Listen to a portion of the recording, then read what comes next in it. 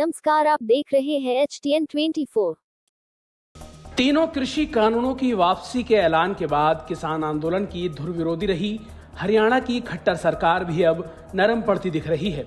शुक्रवार को हरियाणा के उप मुख्यमंत्री दुष्यंत चौटाला ने कानूनों को वापस लेने पर केंद्र और पीएम मोदी की जमकर तारीफ की। हालांकि जब दुष्यंत से पूछा गया कि क्या ट्रैफिक जाम करने संबंधित मामलों में किसानों के ऊपर दर्ज मुकदमे वापस लिए जाएंगे, तो उन्होंने कहा कि जो गैर घातक मामले होंगे उन पर जरूर केंद्र से चर्चा करूंगा। देखिए, 350 दिन से ऊपर का संघर्ष किसानों का था और आज उसको देखते हुए केंद्र ने निर्णय लिया। हम उसका स्वागत करते हैं। अगर कोई नॉन लीथल एक्टिविटी है जैसे जाम लगाना, उसके ऊपर जो मुकदमे हुए जरूर केंद्र से भी मैं चर्चा करूंगा और प्रदेशों के अंदर भी उनको विड्रॉ किया जाएगा। मेरे को लीथल एक्टिविटी में पाया गया है तो जरूर उसके ऊपर कोर्ट अपना काम करेगा। हरियाणा के डिप्टी सीएम ने कहा कि 350 दिनों से भी ज्यादा समय से किसान आंदोलन कर रहे हैं। मैं चाहता हूं कि भविष्य की योजनाओं में भी किसानों को बेहतर लाभ कैसे दिया जाए, इस पर चर्चा करनी चाहिए।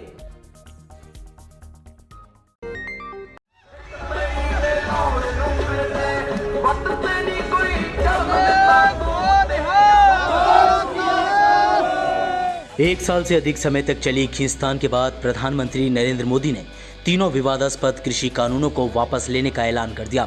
सरकार कह रही है वो किसानों को समझाने में विफल रही, तो विपक्ष कह रहा है कि ये अहंकार की हार और अन्नदाता की जीत है। इस बीच किसान संगठनों का कहना है कि जब तक संसद से औपचारिक तौर पर कानून वापस नहीं हो जाता, तब तक वो आंदोलन के मैदान में डटे रहेंगे। लिहाजा वक्त है कि हम किसान आंदोलन पर अब तक क्या क्या हुआ उसे याद कर लें। अन्नदाता ने यूं झुकाया सरकार को।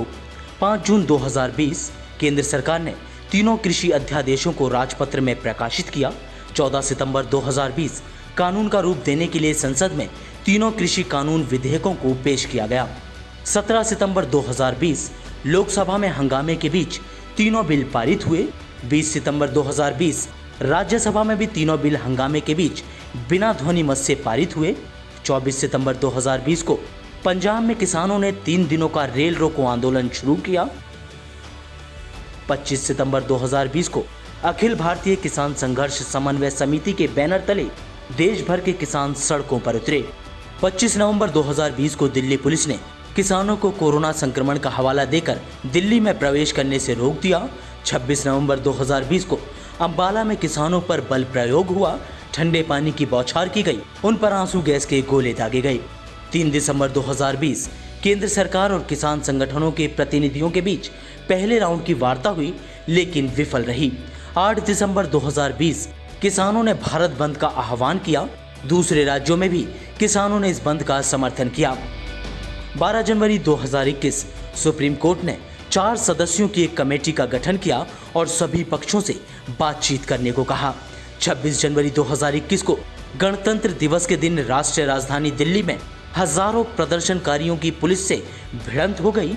7 अगस्त 2021 को 14 विपक्षी दलों के नेताओं ने बैठक की और जंतर मंतर पर किसान संसद में पहुंचने का फैसला किया। 3 अक्टूबर 2021 को लखीमपुर खीरी में केंद्रीय मंत्री के बेटे आशीष मिश्रा ने किसानों पर गाड़ी चढ़ा दी। यहां 8 लोगों की मौत हुई। नरेंद्र मोदी सरकार ने तीनों कृषि कानूनों को वापस लेने का ऐलान कर दिया है।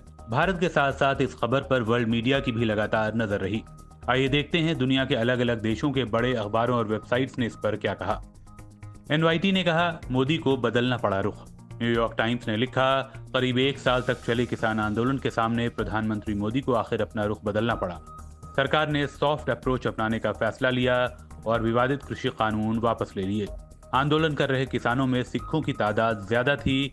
शायद यही वजह है कि मोदी ने प्रकाश पर्व पर इस फैसले का ऐलान किया। CNN ने इसे सियासी मजबूरी बताया।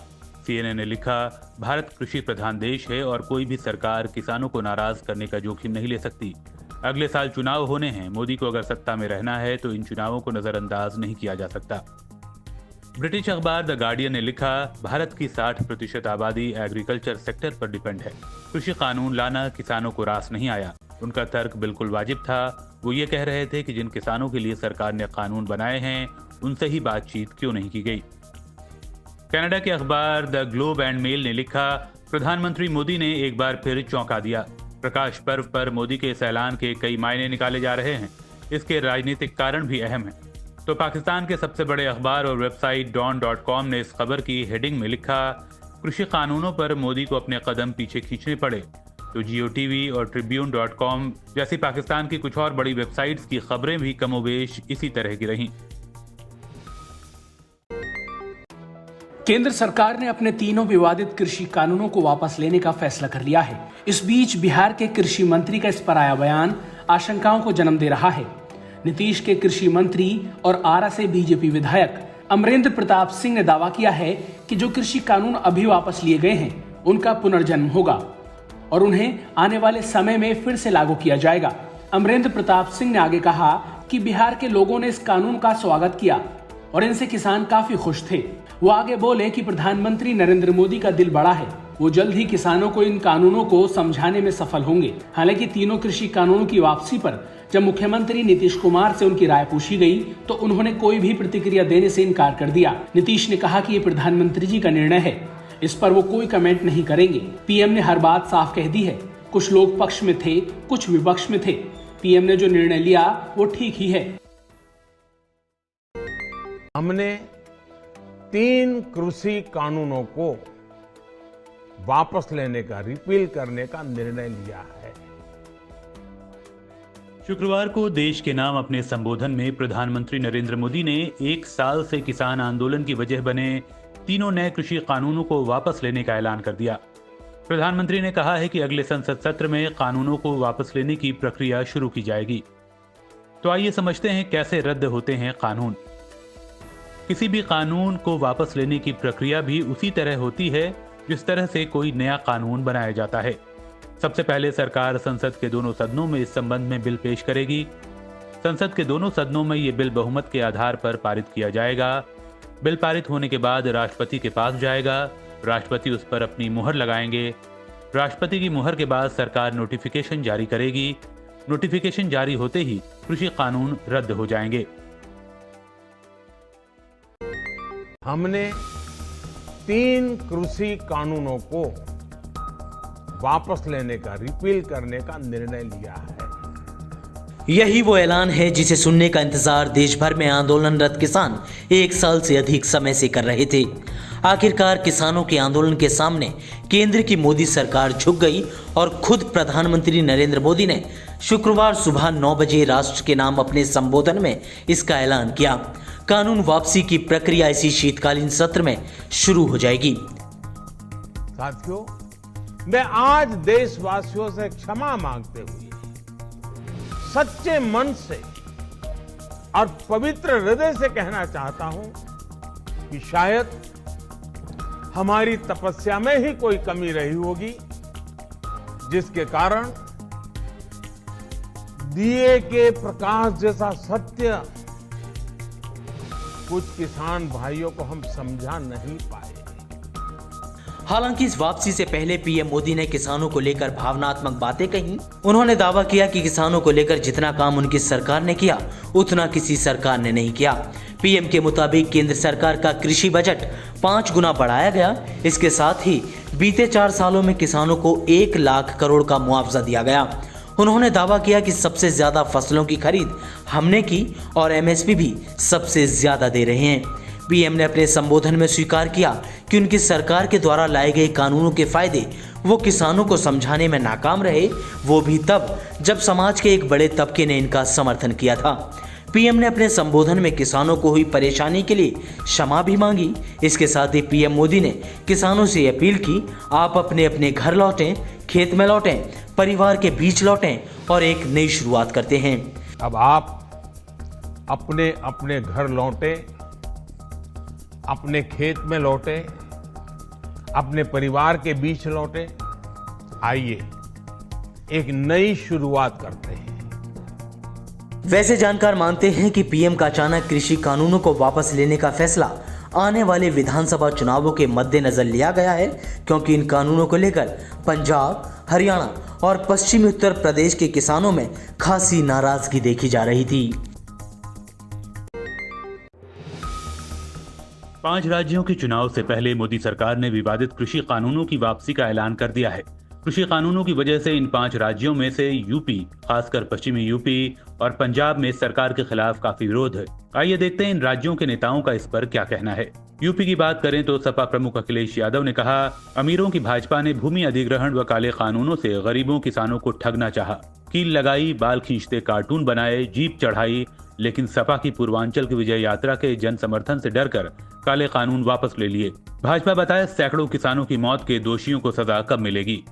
तो कांग्रेस नेता प्रियंका गांधी ने कहा है कि किसानों को आतंकवादी, देशद्रोही, गुंडा और उपद्रवी कहने वालों की नीयत और उनके बदलते रुख पर विश्वास करना मुश्किल है। प्रियंका बोली कि अब चुनाव में हार दिखने लगी तो आपको अचानक इस देश की सच्चाई समझ में आने लगी। वहीं पश्चिमी यूपी में प्रभावी आरएलडी ने अपने नेता जयंत चौधरी की फोटो के साथ ट्वीट किया, ये तो बस शुरुआत है, अभी एक जीत मिली है, किसानों के अधिकारों के लिए संघर्ष और भी बाकी है, एक एक मांग को पूरा करेंगे। पंजाब के मुख्यमंत्री चरणजीत सिंह चन्नी ने कहा, 3 काले कृषि कानूनों को निरस्त करने का निर्णय पंजाब में किसानों द्वारा शुरू किए गए सबसे लंबे शांतिपूर्ण संघर्ष की जीत है, अन्नदाता को मेरा सलाम।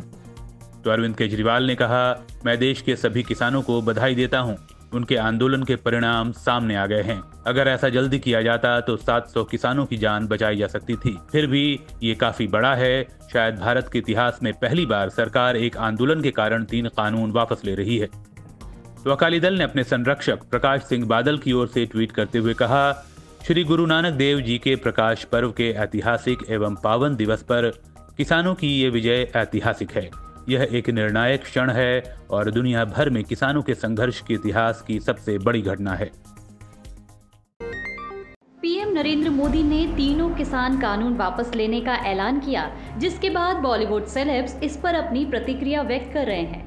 तापसी पन्नू ने इस खबर को शेयर करते हुए लिखा, गुरु पूर्णिमा की हार्दिक शुभकामनाएं।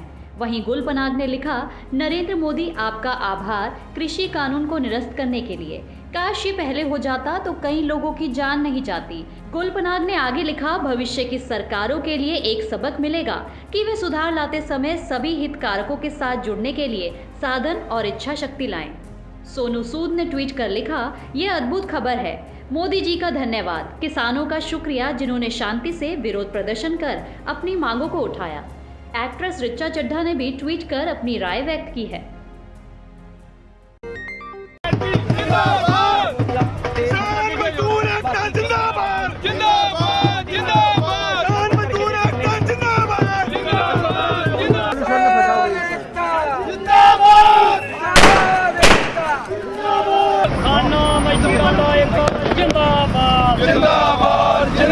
क्या हरियाणा, यूपी, उत्तराखंड, राजस्थान सारे देश के किसानों का एक जिंदाबाद।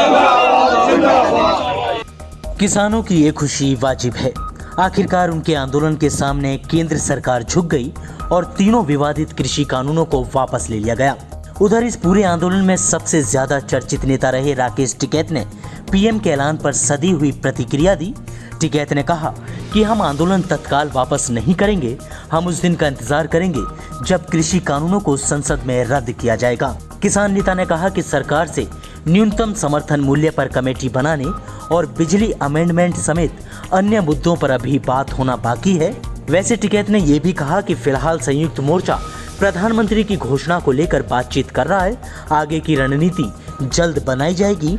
बता दें कि पीएम मोदी ने तीनों कृषि कानूनों को वापस लेने का ऐलान करते हुए किसानों से अपील की थी कि वो अपने खेतों में वापस लौट जाएं।